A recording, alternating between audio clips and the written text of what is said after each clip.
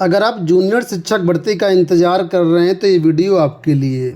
आप किसी भी स्टेट से हैं, जूनियर शिक्षक भर्ती की इन वैकेंसीज़ में आवेदन कर सकते हैं और जूनियर शिक्षक बन सकते हैं। यहाँ पर बीएड, डीएलएड और अन्य कई योग्यताधारी अभ्यर्थी पात्र हैं। तो इस वीडियो में इसी शिक्षक भर्ती के बारे में आपको सारी जानकारी दूंगा कि कौन कौन से अभ्यर्थी यहाँ पर फॉर्म भर पाएंगे और इसमें पदों की संख्या कितनी है। वैसे मैंने थंबनेल में मेंशन किया है 8000 पद, लेकिन 8000 से ज़्यादा पद हैं। इसके अलावा क्या सब्जेक्ट कॉम्बिनेशन वगैरह रहेगा और एग्ज़ाम पैटर्न वगैरह क्या रहेगा, कब से कब तक फॉर्म भर पाएंगे, सारी जानकारी आपको इस वीडियो में मिलेगी। तो यहाँ पर सबसे पहले हम योग्यता समझ लेते हैं 6 से 8 की। तो यहाँ देखिए बताया गया है कि जो विज्ञान इसमें जूनियर में भर्ती होगी उसमें बेसिकली 3 प्रकार के टीचर रहेंगे। पहला गणित विज्ञान अध्यापक, दूसरा सामाजिक विज्ञान अध्यापक और तीसरा भाषा के शिक्षक। ठीक है, उत्तर प्रदेश में तो भर्तियां हो नहीं रही हैं, तो आप सभी के लिए मौका है यहाँ पर गवर्नमेंट जॉब लेने का। उत्तर प्रदेश में सिर्फ एक बार ही भर्ती हुई है जूनियर की गणित विज्ञान की 2013 में, जो कि आज तक कंप्लीट नहीं हुई। लेकिन अब आपके पास मौका है इन भर्तियों में शामिल होने का। तो देखिए योग्यता दे समझिए पहले। अगर आपने स्नातक किया हुआ है किसी भी विश्वविद्यालय से, ठीक है, और प्रारंभिक शिक्षा में 2 वर्षीय डिप्लोमा है, तो आप इसका फॉर्म भर सकते हैं। जैसे कि उत्तर प्रदेश के केस में स्नातक के बाद डीएलएड होता है, तो ये उनके बारे में है, यानी कि स्नातक और डीएलएड वाले छात्र पात्र हैं इसमें फॉर्म भरने के लिए।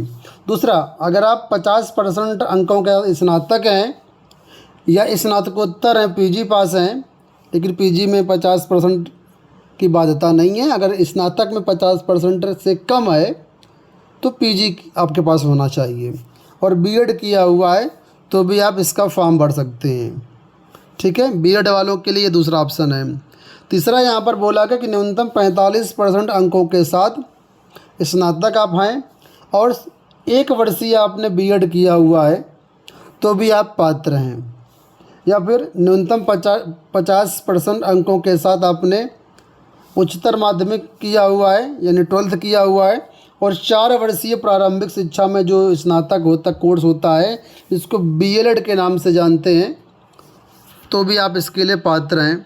इसके अलावा न्यूनतम 50% अंकों के साथ 12th हैं और 4 वर्षीय जो ये कोर्स होते हैं बीए, बीएससी एड या बीएड या बीएससी एड, तो भी आप पात्र हैं।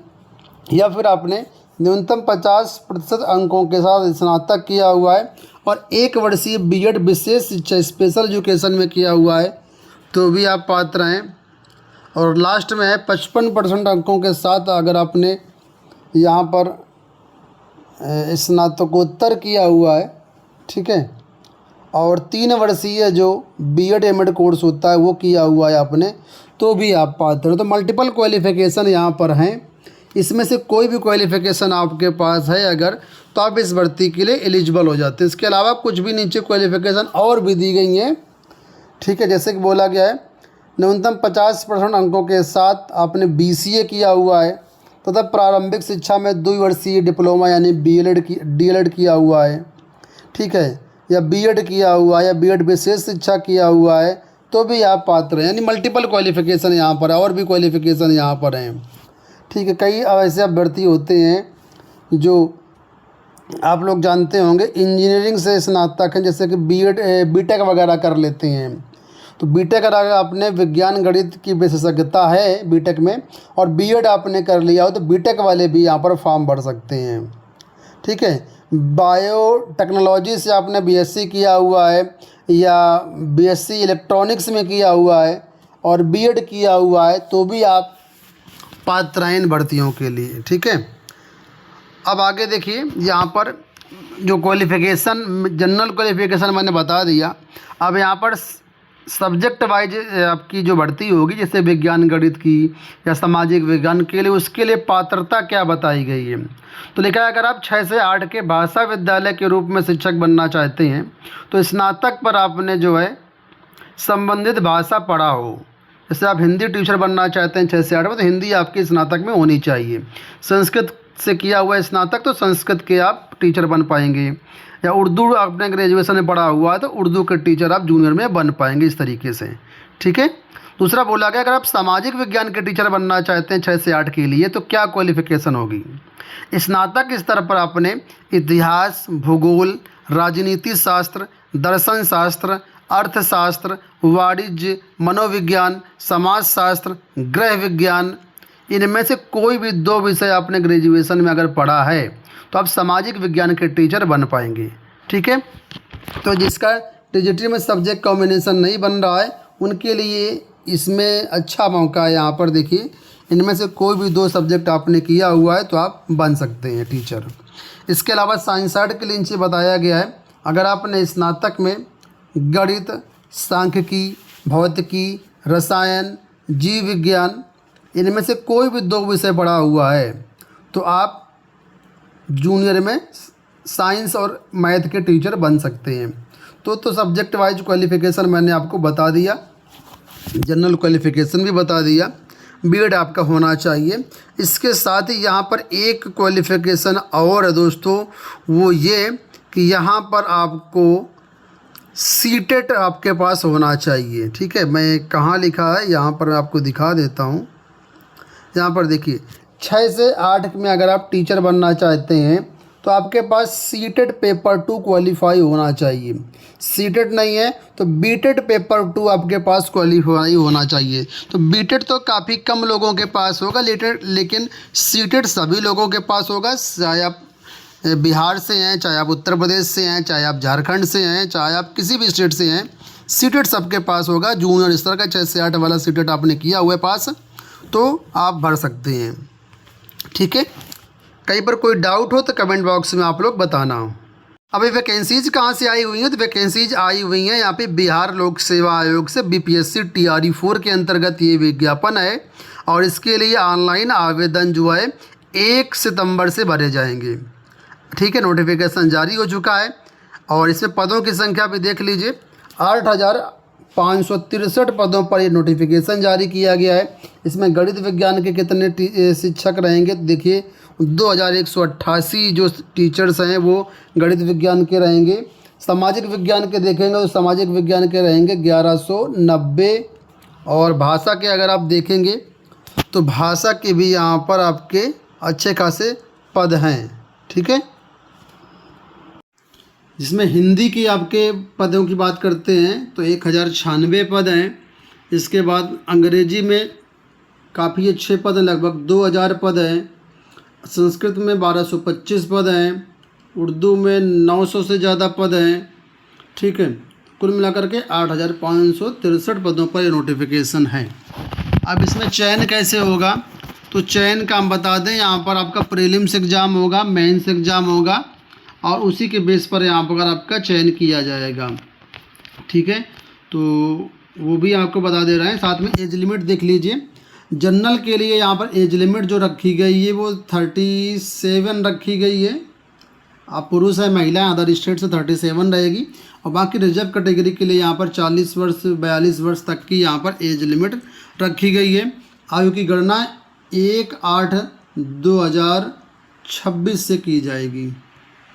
चयन प्रक्रिया कैसे रहेगी, तो यहाँ पर प्रीलिम्स से पहले एग्ज़ाम होगा। प्रीलिम्स जो एग्ज़ाम होगा उसमें आपका मल्टीपल चॉइस क्वेश्चन रहेंगे, ठीक है।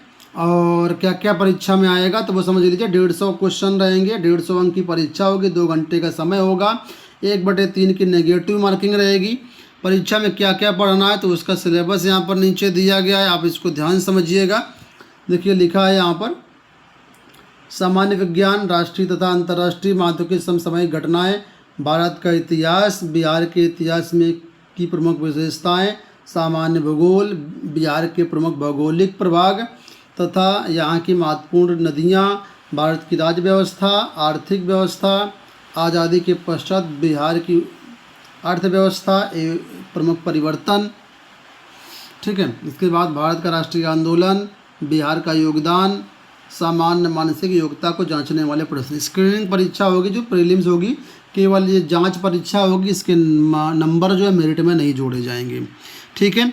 अब वैकेंसी के हिसाब से यहाँ पर कितने छात्रों को बुलाया जाएगा, तो बताया गया करीब 2.5 गुना से 10 गुना छात्रों को हम बुलाएंगे मेंस के लिए। तो इसको आप समझ लेना, जितनी वैकेंसी होगी उसमें कम से कम 2.5 गुना, अधिकतम 10 गुना अभ्यर्थियों को शॉर्टलिस्ट किया जाएगा मेंस एग्ज़ाम के लिए। अब मेंस एग्ज़ाम क्या होगा, कैसे होगा, उसको आप समझ लीजिए।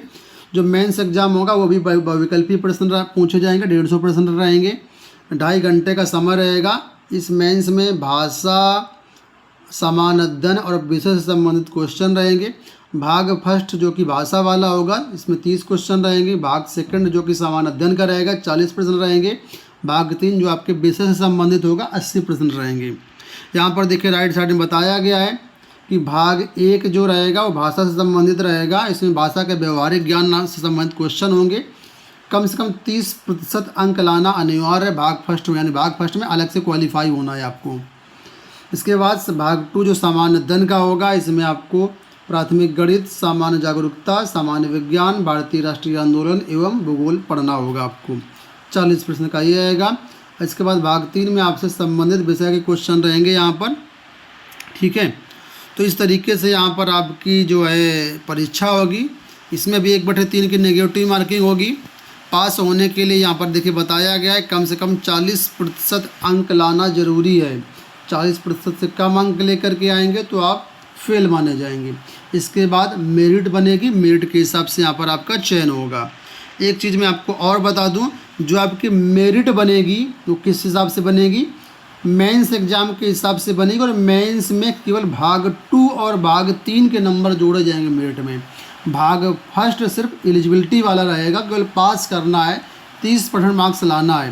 लेकिन मेरिट में भाग 2 और भाग 3 के नंबर जोड़े जाएंगे, उस हिसाब से मेरिट बनेगी, उसी हिसाब से आपका चयन किया जाएगा, ठीक है। तो सारी चीज़ें आप लोग समझ गए होंगे। अब इसका फॉर्म भर दीजिएगा। 1 सितंबर से फॉर्म भरे जाएंगे और 30 सितंबर तक आप फॉर्म भर सकते हैं। कहीं पर कोई डाउट हो तो आप लोग कमेंट बॉक्स में पूछ लेना। डिस्क्रिप्शन बॉक्स में व्हाट्सएप ग्रुप का लिंक दिया गया, टेलीग्राम ग्रुप का लिंक दिया गया, वहाँ पर आप ज्वाइन कर लेना, तो पर्सनली आपकी हेल्प हो जाएगी। धन्यवाद।